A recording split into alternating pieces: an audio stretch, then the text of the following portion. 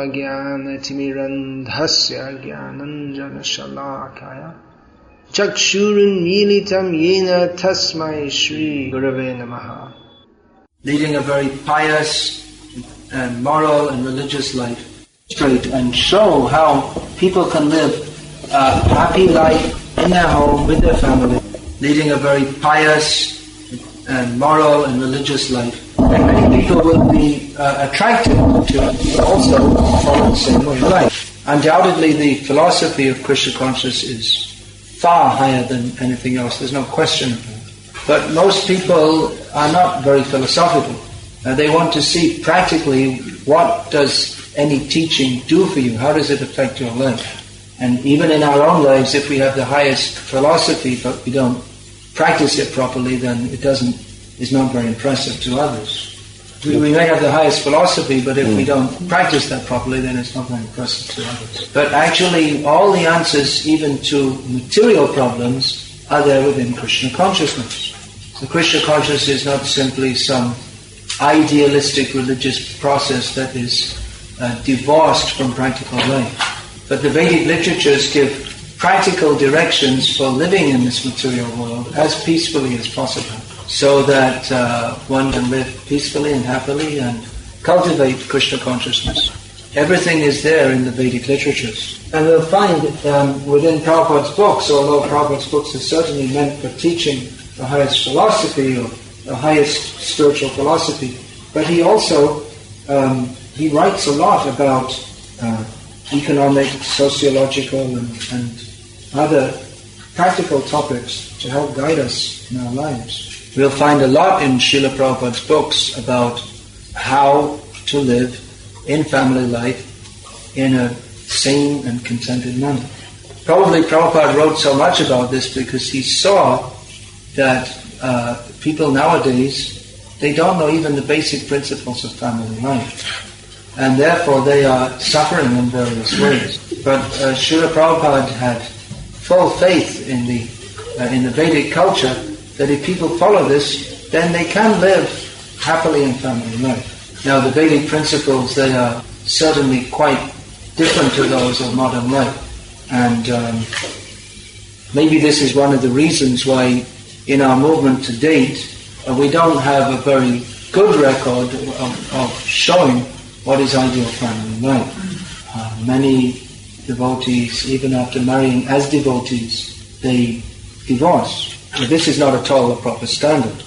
This is actually condemned in the Vedic literatures and by Srila Prabhupada very much so. But often we see that even devotees are supposed to be living according to higher principles.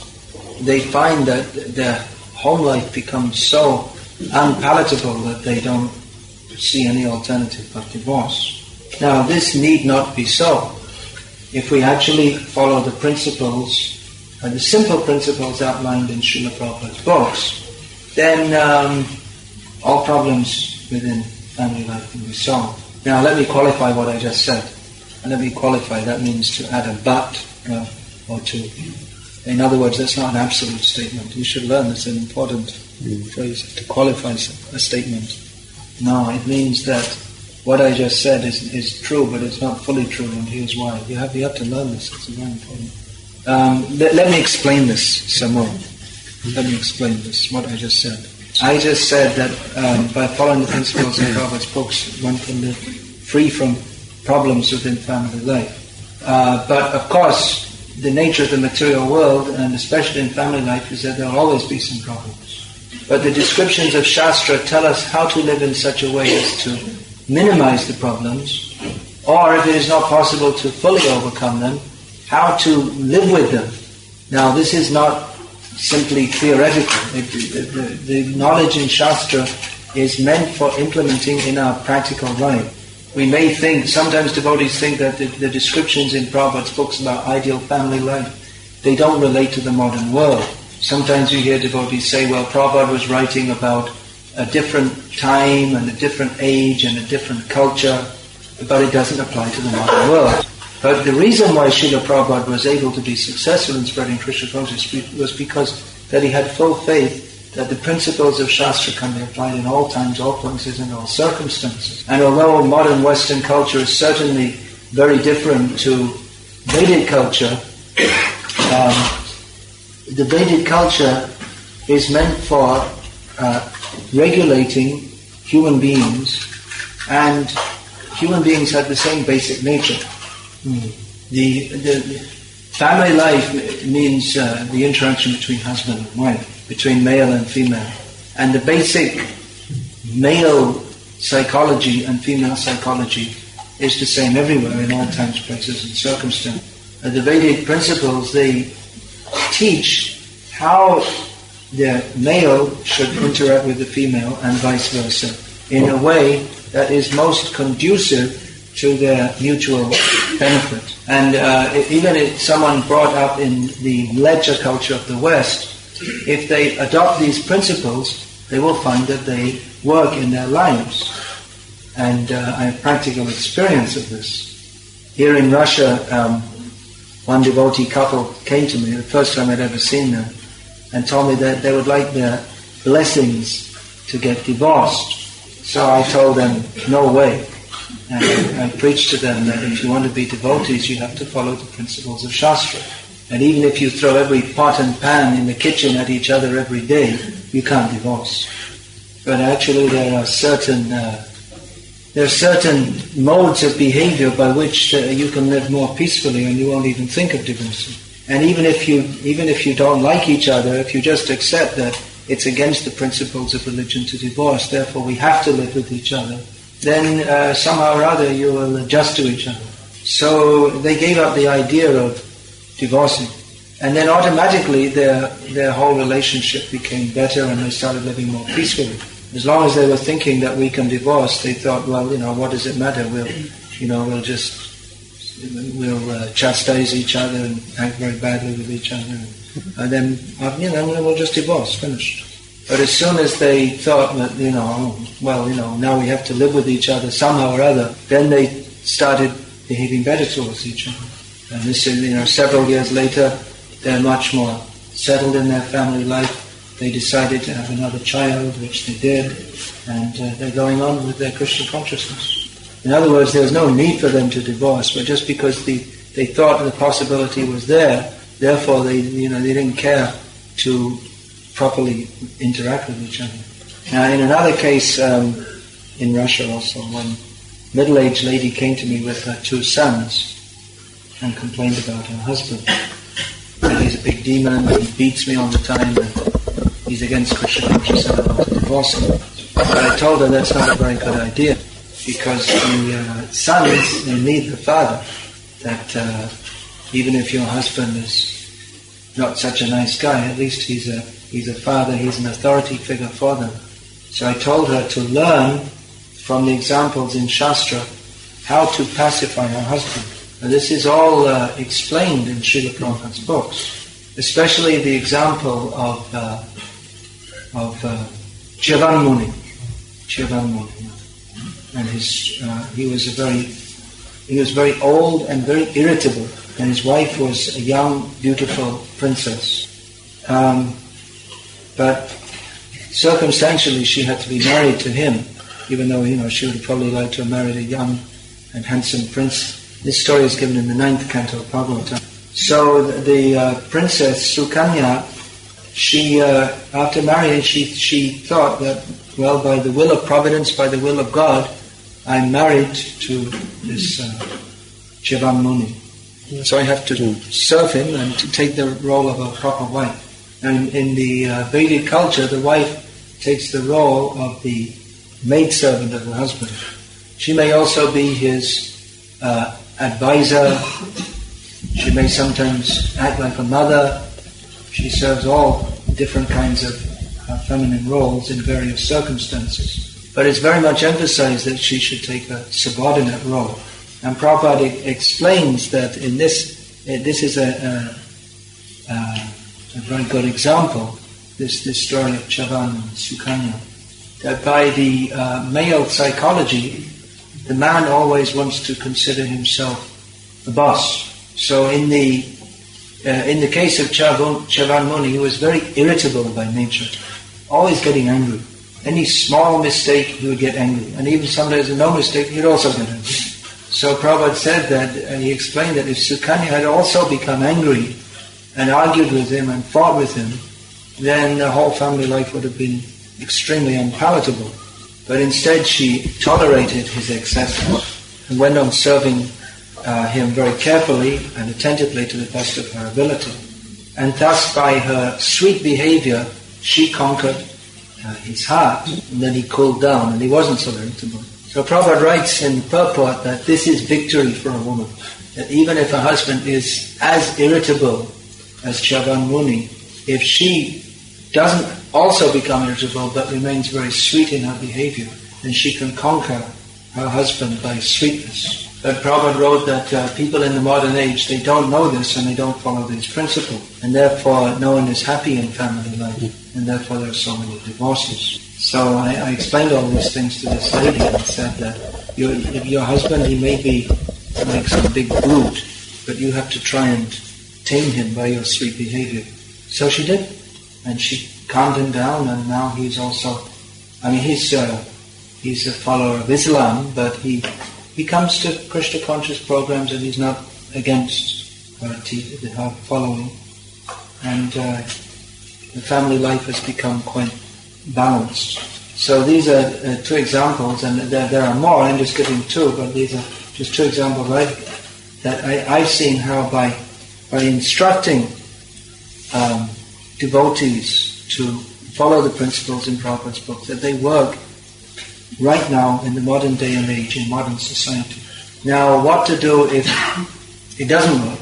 What if someone is trying their best to be nice to their husband or wife, but still the other they're not cooperating or whatever?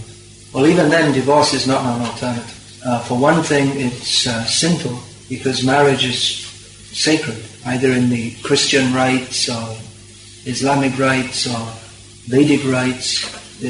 Marriage means it's consecrated in the eyes of God. In Islam there is allowance for divorce, but it's not actually encouraged. And in original Christianity, divorce is also forbidden.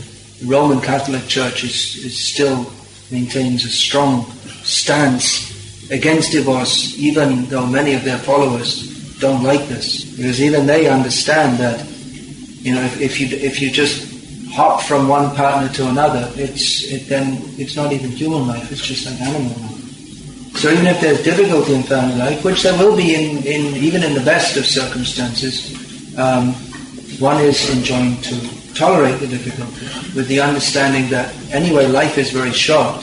Whatever situation we are in, well, we're in it, and there's no use to make so many drastic changes. Whatever situation we're in, we should accept it and go on chanting Hare Krishna. Also understanding that whatever situation we're in, we have to make the best of it. It may not be an ideal situation, but we have to discharge the responsibilities that we have taken on by entering into marriage. It is said that marriage is a license for sense gratification, but the license brings with it responsibility. Just like if you get a driving license, that means you're given a license because it's expected that you'll behave as a responsible driver, and follow all the rules, all the traffic rules, and drive safely with consideration for other drivers, for pedestrians, and for passengers. So entering into marriage is a very serious responsibility. It's not that we should think, well, let me try it out, and if I don't like it, I'll try again some other place, some other person. That marriage is for life.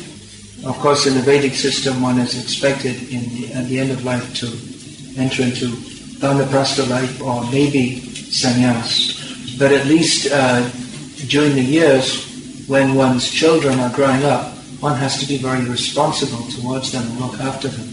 And even if one isn't very well adjusted with his or her spouse, then somehow you have to adjust and go on discharging the responsibilities. Just like we see Srila Prabhupada in his family life, he actually wasn't very satisfied with his wife. She was also a devotee, It wasn't that she was a big demon or anything. She drank tea, or she started drinking tea at some point, which wasn't very pleasing to Prabhupada. And she wasn't particularly interested in helping Prabhupada with she didn't share Prabhupada's preaching vision, but she also worshipped Krishna in home, and she was happy to do that. But Prabhupada, he had the mood of a dynamic preacher. But at the same time, even though he had the mood of a dynamic preacher, and although his wife didn't share that vision, he didn't neglect to support his wife and children. He worked hard throughout his life to earn money to support his family. Prabhupada's sister was also initiated by Srila Bhaktisiddhanta Saraswati Thakur. But she was married to a fish eater. Most people in Bengal fish, unfortunately. So, due to the social conditions, she had no choice but to cook fish. Although she was brought up in a family of pure devotees, and she never personally had fish in her life. But due to the position she found herself in, she had no choice but to follow that social obligation of serving her husband in that way. So anyway, she cooked separately for herself and offered and took prasad, and she went on chanting Hare Krishna throughout her life. So these are examples of two very great devotees, both male and female, who, despite having an uncomplying spouse, accepted their position and went on with Krishna consciousness. They discharged their family responsibilities and went on with Krishna consciousness. And in this way showed the example that of tolerating adverse circumstances in family life without constantly fighting or condemning the other partner. They discharged their family duties and went on in Krishna consciousness. Of course, there may be cases where the spouse is actively and strongly opposed to the other spouse's practicing Krishna consciousness. And even in such circumstances, by tolerant and sweet behavior, it may be possible to come to some normal position. Of course, every family situation is very different, so we can only speak general principle. How these are practically applied in our lives, and that will vary from person to person, circumstance to circumstance. But basically, the husband should take the role of the leader of the family. It is his responsibility to financially support the family. The wife may also help with that, although it's not generally recommended that women work outside in a job, because they're needed to be at home to look after the children. If the wife is also working, then it's difficult for her to properly look after the husband and children, and she becomes under too much stress, and then difficult for her to be sweet. So it's also required that the children, especially, they need their mother's attention more than their father's attention, especially in the early years. But even in teenage years, children, they need lots of affection and attention, especially from their mothers. So it's best if the woman can stay at home, look after the home, keep it clean, wash the clothes, cook nicely. Cooking nicely is important quality for a woman. As is said in English, and I think also in Russian, the way to a man's heart is through his stomach. So Prabhupada understood this. He said that the daughters of our devotees, they should be trained in two things, most important. He said one thing, they should cook very nicely, so that after offering to Krishna they can feed their husbands and children very nice prasad. And he said they should be trained so that they will be very chaste and faithful to their husband. Prabhupada said if the daughters of our devotees trained like this, I will personally arrange that they get a first-class husband. So the wife can also contribute to the income of the family, but from the home is better. It's better. Of course, modern society is so complex that It's difficult. Sometimes it may seem that the wife is forced to go out and get a job. But there are ways of making income living at home also. For instance, by knitting, cooking items that can be sold outside, keeping bees, various home handicraft. So these are traditional income-producing activities. These are income-producing activities that traditionally women perform at home. Now, of course, we don't have this training.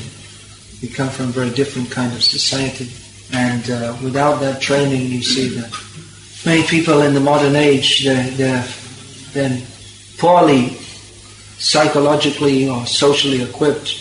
They're not properly socially or psychologically equipped to be a good husband or wife. But nevertheless, despite our considerable lack of qualification, if we follow the basic Vedic guidelines, that can make our family life much more functional. So, in a nutshell, is that he should take responsibility for the family. He should be the guru of the family, and as much when it's said that he should be the guru, that doesn't mean he sits in a gyasisan in front of the room and has everyone wash his feet all the time. Although actually, still in some parts of India, the way he acts under the guidance of his guru. That the husband and father acts under the guidance of his guru, and in the association of and under the guidance of other devotees. So that is the role of that. Because even if the husband is very responsible and the wife is very submissive and chaste, without Krishna consciousness, there's no particular meaning to it anyway. So husband and wife come together in Krishna consciousness for the sake of developing Krishna consciousness together, responsible to each other to help each other to maintain proper standards of sadhana. It can be difficult in family life to balance the responsibilities of earning money and social responsibilities with those of properly practicing sadhana.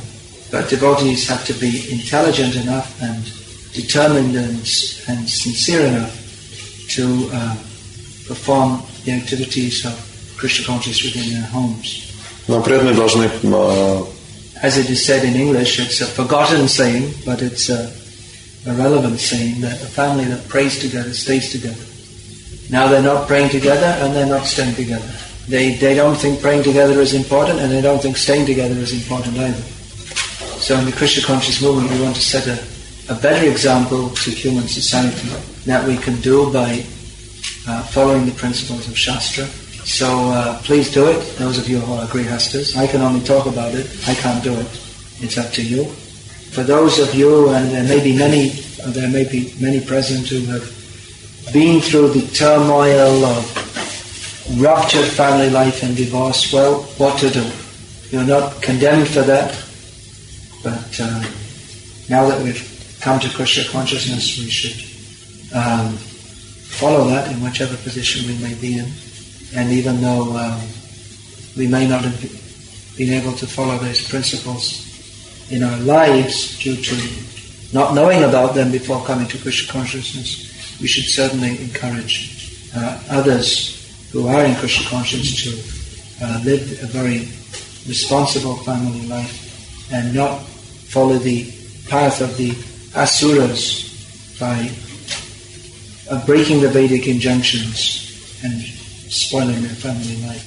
So I can take one or two questions before the administrator of this hall throws us out.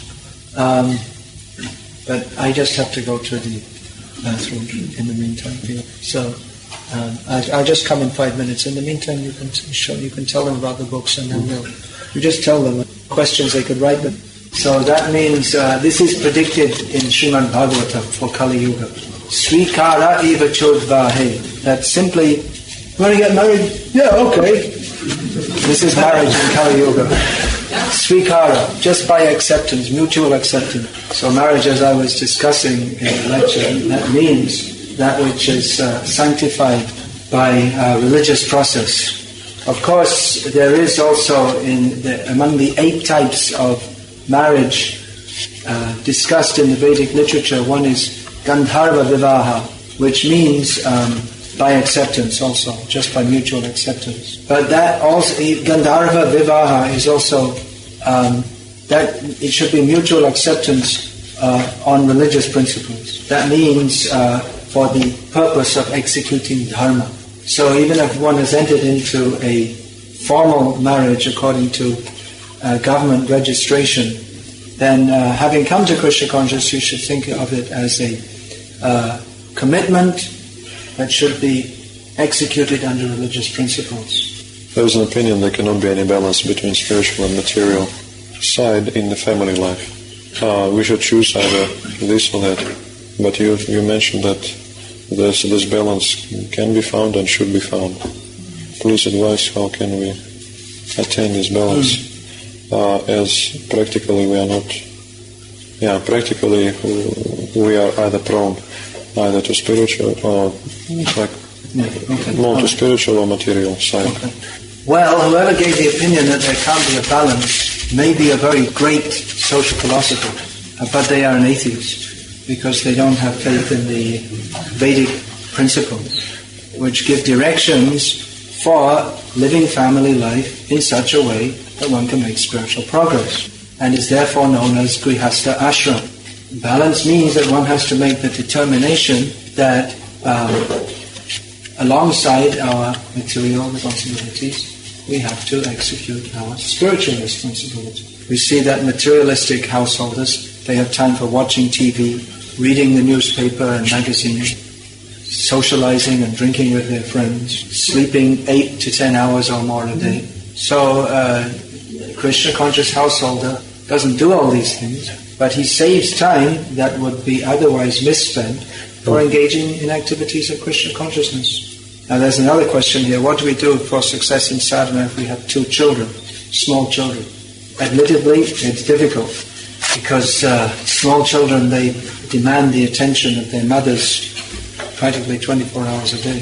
So it's not possible for mothers with young children to have the regulated sadhana that, for instance, from 4 o'clock in the morning until 9 o'clock, they'll only concentrate on sadhana because they have to look after their children also. Prabhupada wrote to one devotee, she had been serving as a pujari, then she had a child, and Prabhupada wrote that now your most important service is to look after your children and bring them up in Krishna consciousness.